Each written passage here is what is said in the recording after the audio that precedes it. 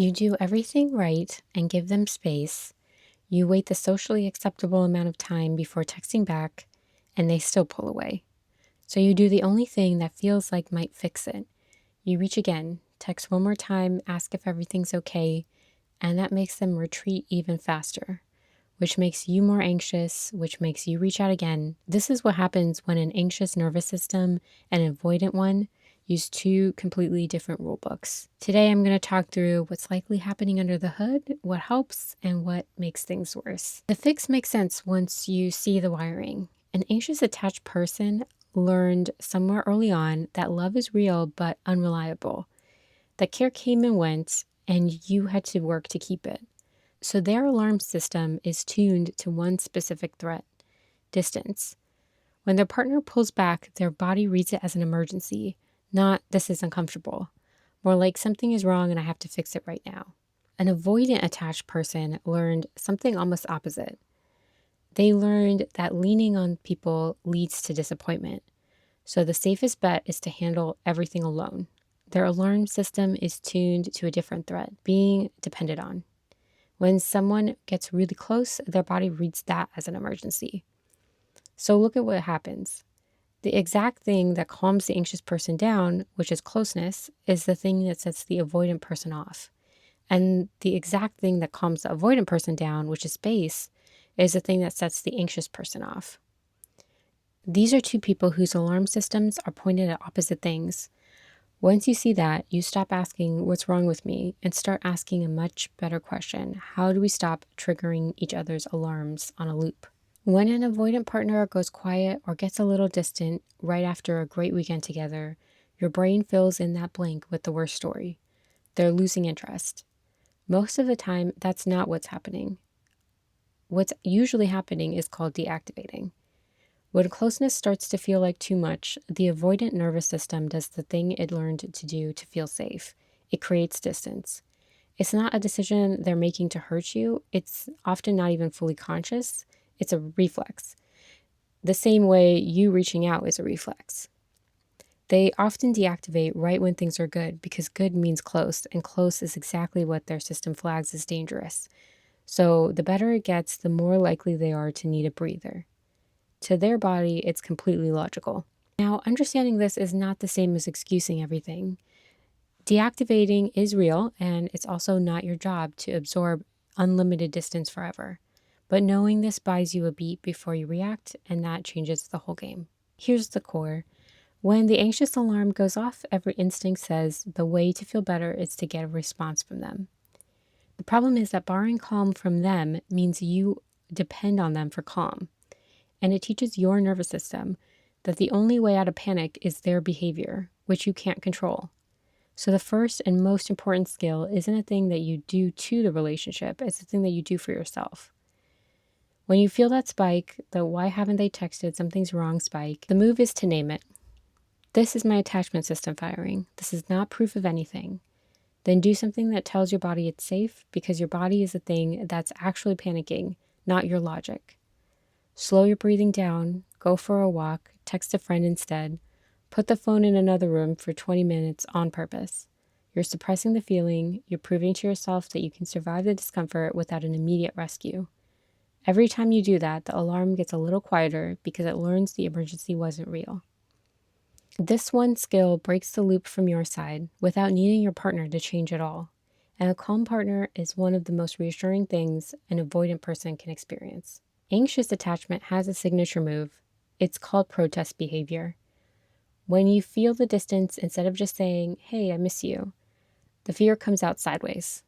You go quiet to see if they notice. You send a slightly pointed text. You test them. It makes total sense because protest behavior is your system trying to force a response and confirm you still matter. But to an avoidant partner, protest behavior reads as pressure and criticism, which is the exact fuel that makes them pull further away.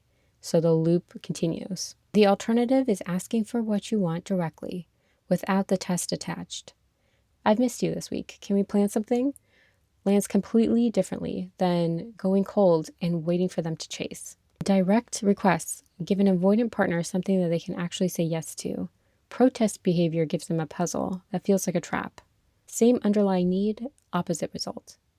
The skill here is catching the protest impulse before it drives and translating it back to the plain need underneath. It feels vulnerable because you're asking without the armor. Avoidant partners need space. That's not a flaw you're going to love out of them. And honestly, some space is healthy for everyone. But there are different kinds of space. There's space that feels like abandonment, which is you going silent, cold, or punishing because you're hurt. And there's space that feels safe, which is you clearly staying connected while genuinely giving room. The difference is a tiny bit of signposting. I'm going to dinner with my friends tonight, talk tomorrow. Is space with a handrail.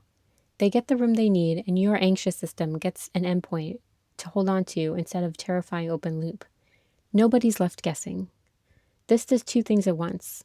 It gives the avoidant partner the breathing room that actually lets them come back towards you because they're not being chased, and it protects you from sitting in agony pretending that you don't care.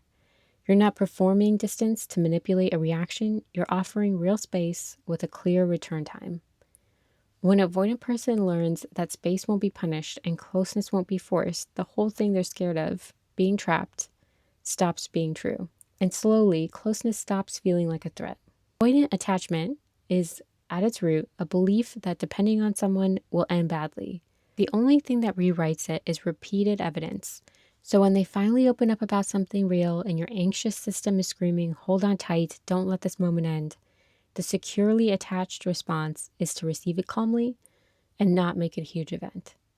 When they need a night to themselves and you don't spiral, that's evidence. When they come back after pulling away and you don't punish them for it, that's evidence. Every one of these moments is a tiny deposit into a belief. Closeness with this person is safe. It's slow.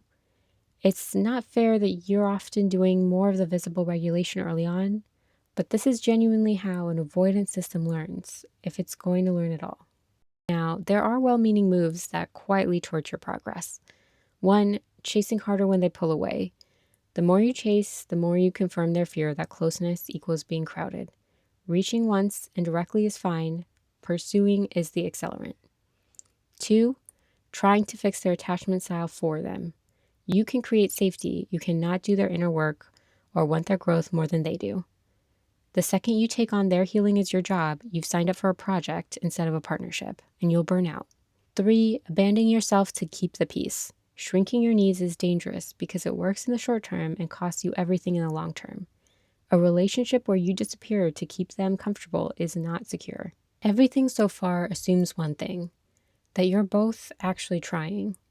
All of this works when an avoidant partner is aware of their pattern, owns it, and is slowly willing to move towards you, even if it's clumsy. What this cannot fix is someone who uses "I'm just avoidant" as a permanent excuse to never show up, never reflect, and never meet you halfway. At that point, it stops being an attachment dynamic you can grow through together and starts being a one-person relationship you're carrying alone. Growth can be slow and it still be real, but no movement at all, no matter how patient you are, is not going to work. And sometimes you do need to choose yourself if any of this tips into something that feels less like distance and more like controlling, or something that leaves you smaller than when you started. So the whole map, it's 2 nervous systems pointed at opposite fears. What helps? Regulate yourself first, ask for closeness without protest, give space, and let them slowly connect evidence that you're safe. What backfires? Chasing, fixing them, and abandoning yourself. And be honest about the direction of travel to see if things are adjusting gradually. Thank you for watching to this point. I will just mention this is my first longer video here, and I appreciate you checking it out. If you want to hear more, please subscribe. See you on the next one.